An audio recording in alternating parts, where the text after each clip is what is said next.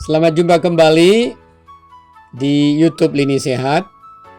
Yuk kita ngobrol tentang gaya hidup sehat.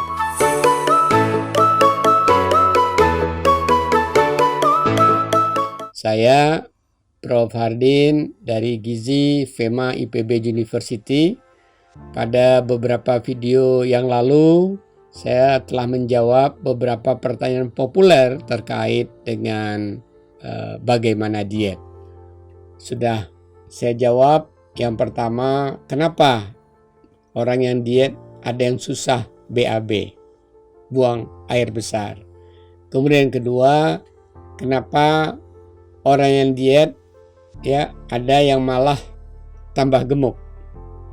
Kemudian pertanyaan ketiga, kenapa kok diet itu kadang susah banget. Semoga sahabat gak termasuk yang itu ya. Kemudian yang keempat yang menjadi topik pada video kali ini, kenapa orang yang diet itu ada gagalnya. Baik, ini yang akan kita bahas pada kesempatan ini. Kalau ada yang menanyakan kenapa diet selalu gagal, sebenarnya nggak selalu gagal. Banyak juga kok yang berhasil melakukan diet. Tapi ada yang gagal, dan semakin hari kelihatannya semakin banyak komen di media sosial orang kesulitan mencapai tujuan dietnya. Jadi bahwa diet ada berpotensi gagal, iya. Nah karena itu kenapa orang bisa gagal melakukan diet? Ini diet dalam kaitannya dengan penurunan berat badan, pengendalian lemak bukan diet yang lainnya.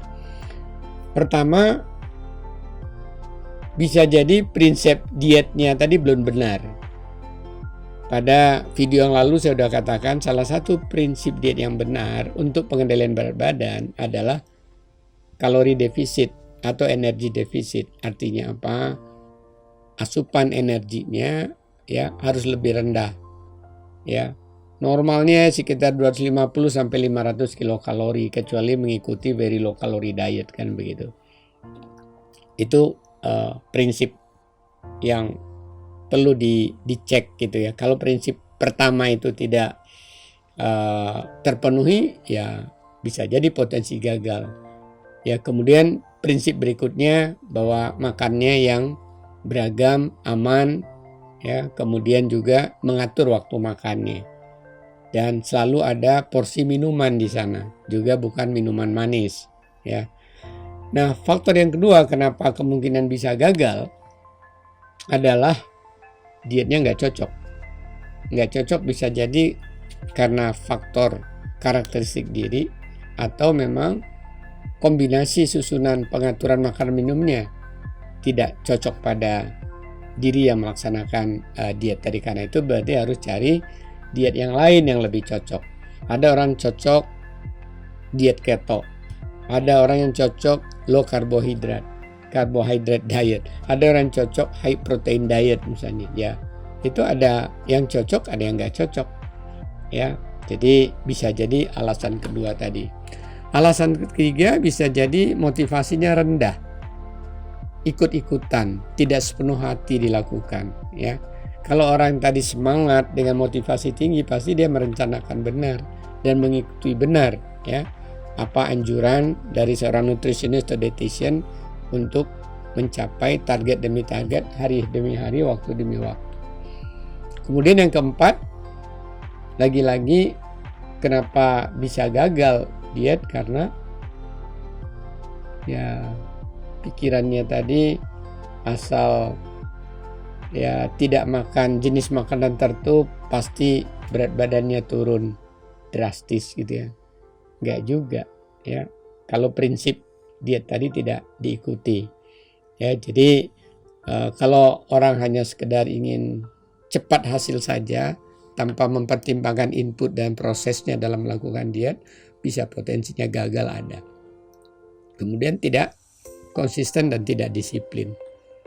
Kalau ngikuti barangkali 2 meal a day, artinya 2 meal, 2 waktu makan satu hari, konsisten 2 waktu makan, waktu mana yang dipilih yang sesuai dengan kondisi masing-masing.